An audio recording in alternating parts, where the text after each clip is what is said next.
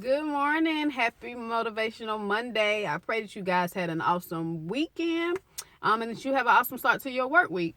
I just wanted to ask you a question. What is your position after the revival? Over the weekend, I had the pleasure of experiencing over 2,000 women in one place at the Pinky Promise Conference.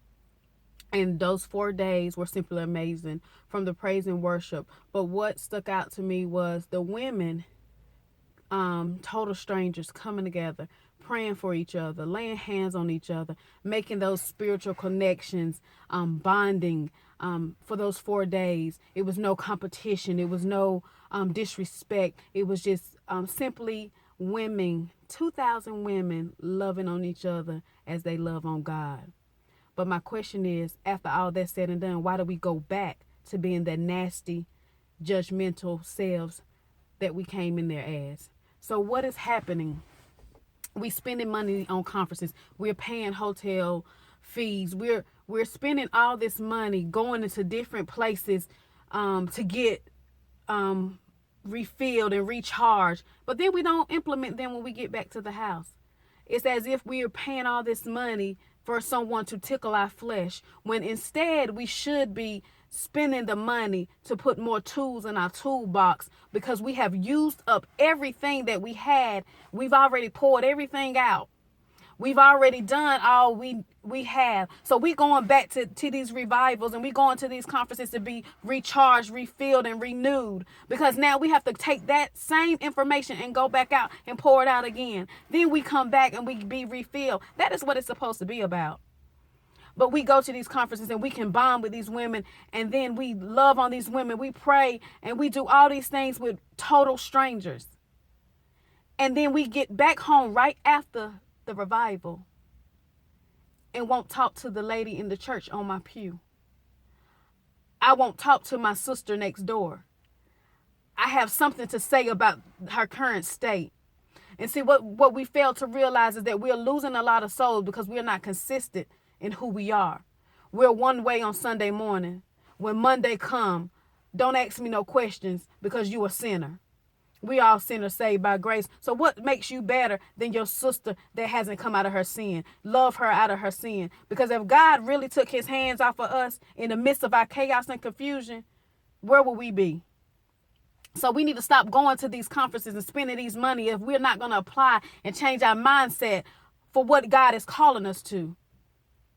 You know, we going because it looks good, because everybody else is doing it. But are you going to apply the very tools and lessons and that they have taught us? Are you going to apply them? Or are you just going because it feels good at the moment?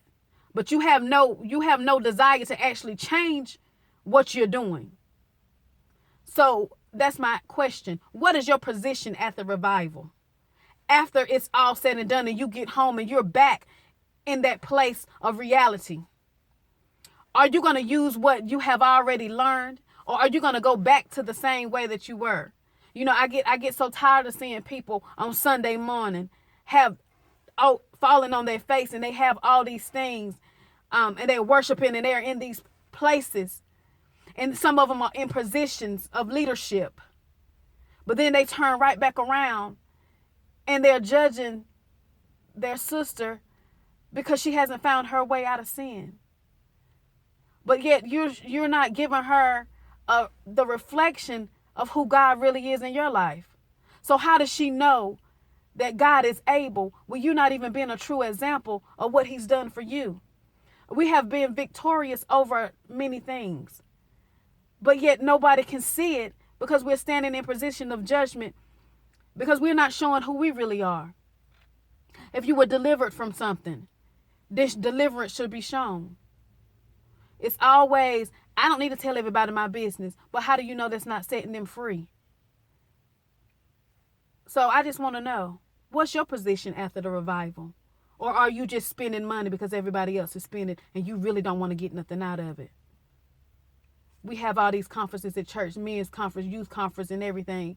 And we're standing in positions of leadership. And we're standing in these positions as Christian disciples. And we're supposed to go out and evangelize the world. But nobody can see our real reflection because we have two sides to our face. Who are you And what are you going to do? What is your position in the kingdom? We all play a part. It takes a whole body to implement what God is calling us to. But yet you have, it's two sides to you. So what do the non-believer, what do they believe in? Because they're going to believe in your action and not your words. People like to see. So what is your fruit saying? Think about it. After the revival, after the conference, after everything is said and done, have you been to be refilled, to put tools in your toolbox so that you can maneuver through your purpose to rebuild someone else?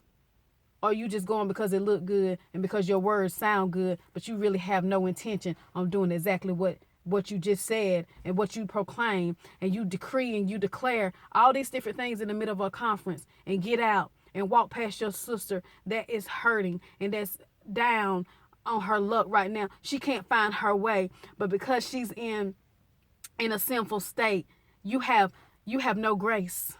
You have no mercy towards her. Show people. Sometimes you have to love people out of sin because God loved us. But yet we stand in judgment of everybody else. We keep bringing up people's past and we forget about our own. You wasn't so great either. So while you standing in judgment, take a mental pause and check yourself. So what is your position after revival? Think about it. Have a great day.